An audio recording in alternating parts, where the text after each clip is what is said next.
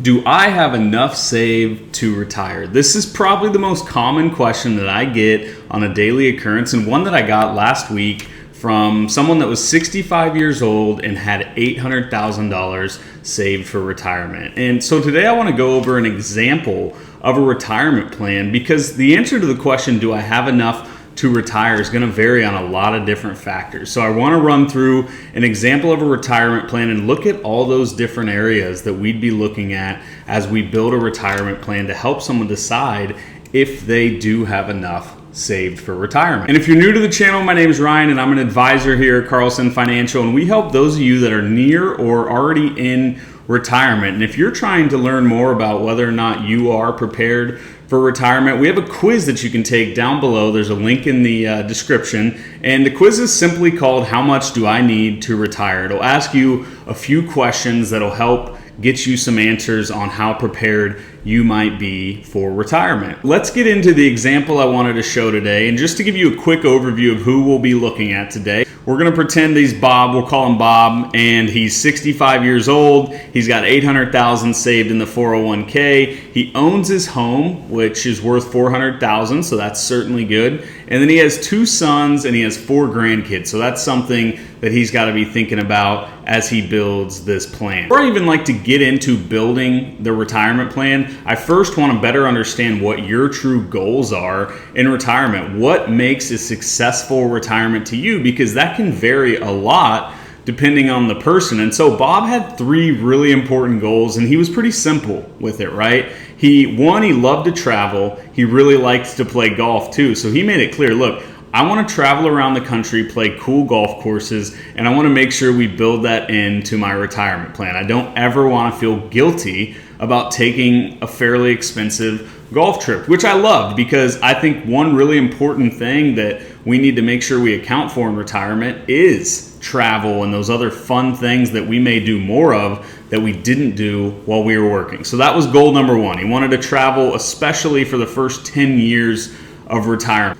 Goal number 2 was leave money to his kids and or grandchildren. He didn't have a huge goal of leaving millions of dollars, but definitely was important to him to make sure there was something there for them when he passed away. And then the third goal, which kind of ties into the last one, he wanted to make sure he didn't run out of money before age 90, right? So pretty simple. Oh, and yes, he wanted to retire in 2024. That was the main reason for our meeting. All right, so if you've watched any of my videos, you know that I'm a big advocate of wanting to build an income plan before we build anything else. I want to know what your income needs are before we even start to think about an investment strategy. So sat down with Bob and learned more about that. And so as you'll see, he's got $24,720 that he expects to be receiving in Social Security starting in 2024. He's got $15,000 in a pension, which is good.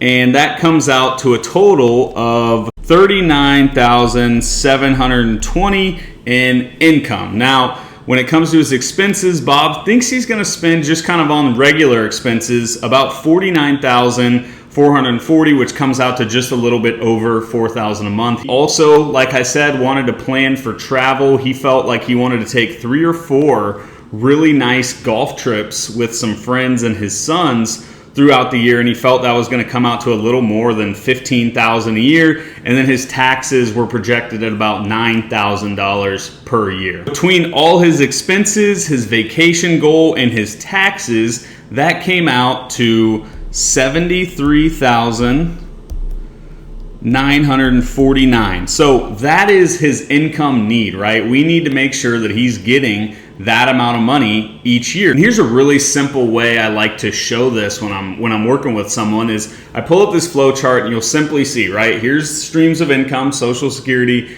pension, and it breaks it down by expenses, vacation, taxes, and at the bottom there it gives you what your net cash flow number is. Bob's gonna need $34,229 per year starting out in 2024 to cover his lifestyle, right? But something I want to show is the impact of inflation over time. So watch as I take this flow chart.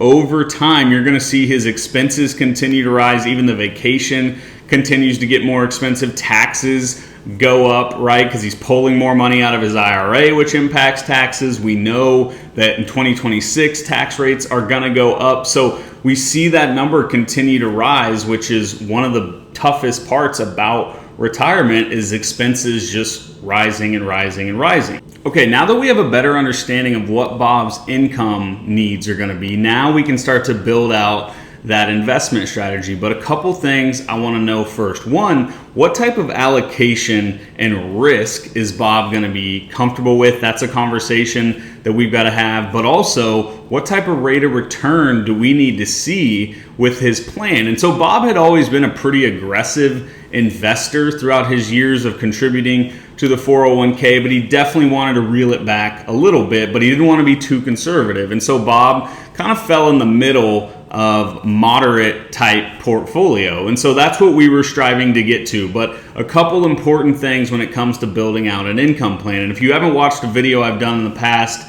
it's about the framework we use for investment allocation here at Carlson Financial. And you'll see this house that I've got drawn here. I'm not going to go through the whole exercise of drawing it out, but a couple really important things to think about is we believe that you need to have 3 different levels of risk within your retirement plan. So as you'll see at the top, we've got the roof, right? That's where a lot of you probably spent time in your working years being more aggressive. That's growth stocks, that's the S&P 500, that's the NASDAQ, right? You're taking more risk, but seeing more growth during the good years. Now, moderate is where we call the walls. This is going to be your moderate risk type investments. And then the bottom here is foundation.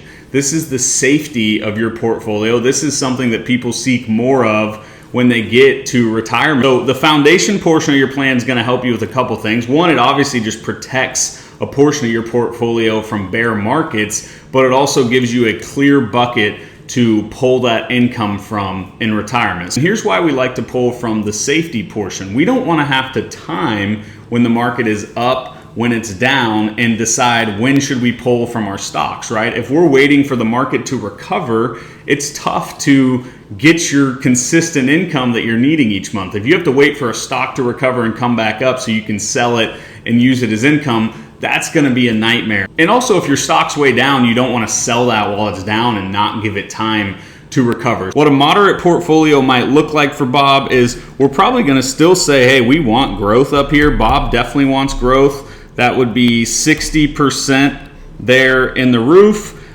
We would probably just put about 10% here in the walls and then 30% down here in the foundation and the safety. Again, the safety money is going to be downside protected, things that aren't going to be impacted by market volatility. The program we use projects about a 6% annual return on Bob's portfolio. So now we know kind of what we're targeting as a portfolio as we build out this plan. Now that we know our investment mix, the rate of return we're expecting to get, I want to run through the timeline and see how these withdrawals are going to have an impact on Bob's plan, especially those first 10 years where he's projecting to take more because of the travel. Here in 2024, he's got net cash flows again. That's that 34,000 number that's coming out, and it keeps rising. 35, 42 when taxes go up, 44, 46, 47. It keeps going up for Bob. However, the good news is when we're looking at his portfolio return,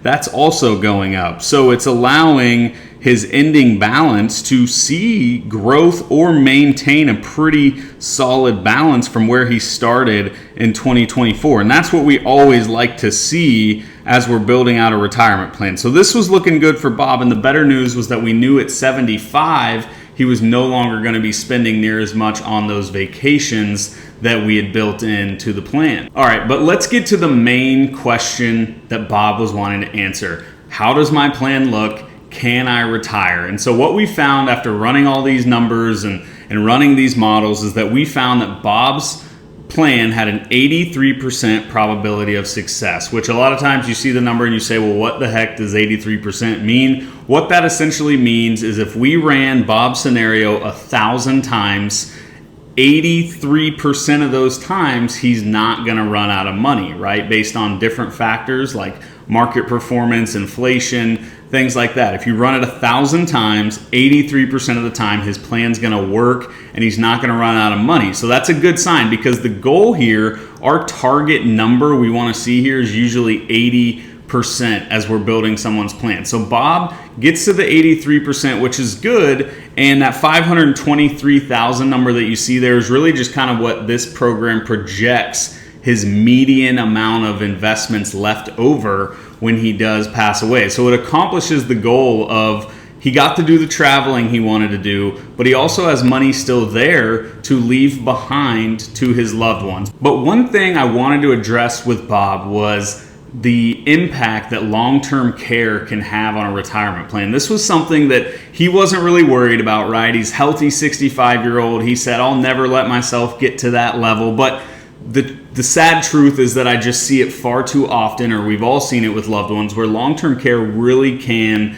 come into play in the later years of life. Let's take a look at the impact that just 1 year of long-term care would have on Bob's plan. So as you'll see, all I did was go in and add to the plan that Bob in the final year of his life will go into some sort of long-term care. And so what it does is based on inflation over time and based on average price of long-term care now, this program projects what that'll be when Bob gets to be 89, 90 years old. So let's go look at how expensive that would actually be for Bob based on these numbers.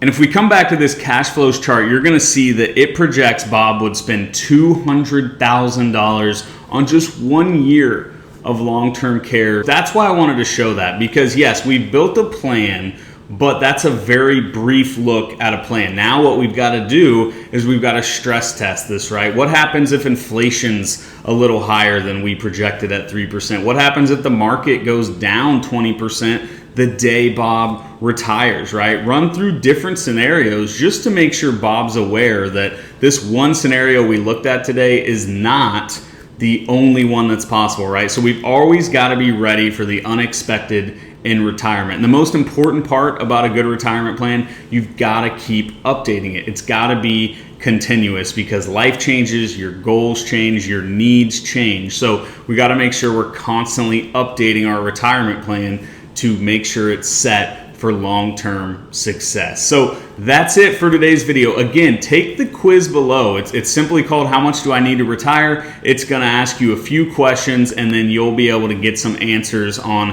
how you're currently set up for retirement. So thank you so much for watching. Please subscribe to the channel, like the video. I want to make sure that you see these each week if it's something that interests you, and I appreciate you watching, and we'll see you again next week.